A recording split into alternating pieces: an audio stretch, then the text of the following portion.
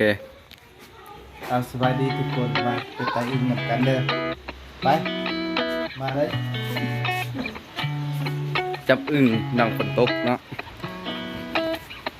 โอ้มืดเลยอาจจะคิมนี่นะหนึ่งจะไปอัดไต่อึ่งเด้อพี่น้องเด้อโอ้ได้แล้วหนึ่งตัวใหญ่มาก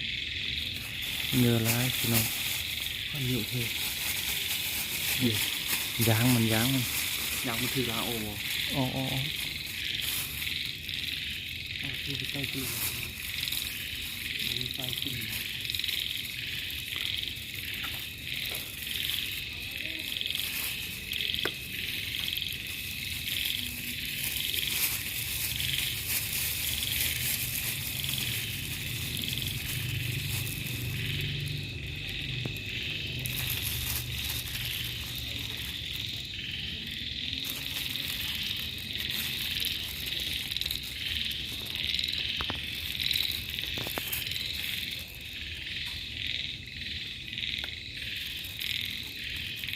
นั่น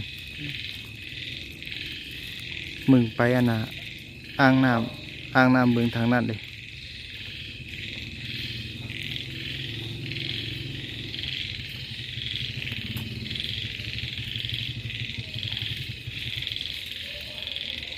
อ่างน้ำทางนั้น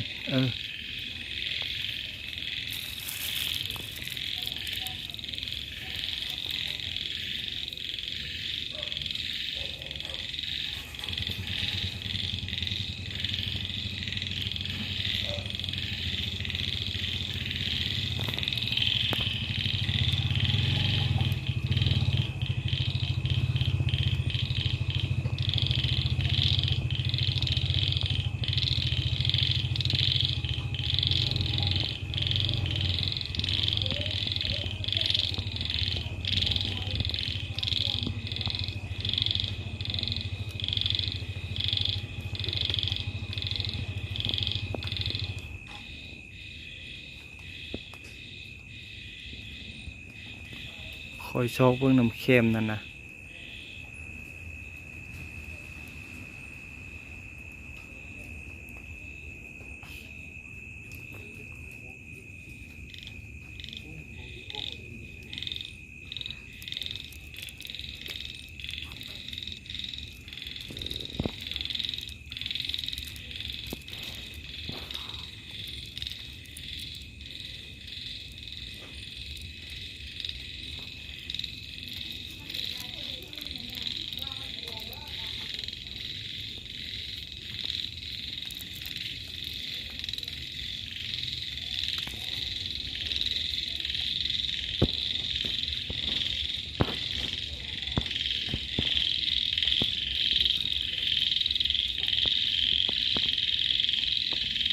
บ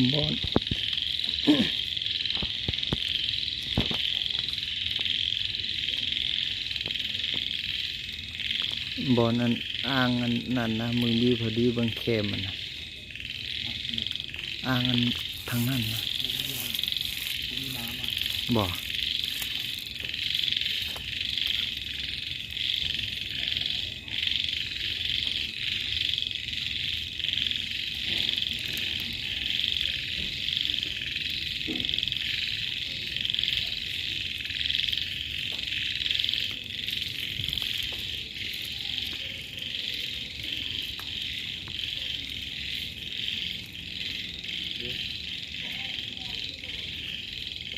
ของก่อนนี่ฮะ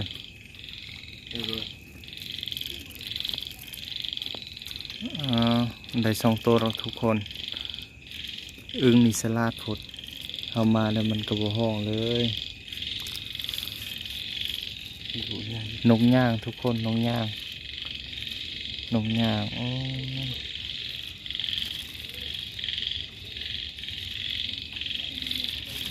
ปิดคลิปเลยทุกคนฝากกดติดตามได้เด้อขอบใจทุกคน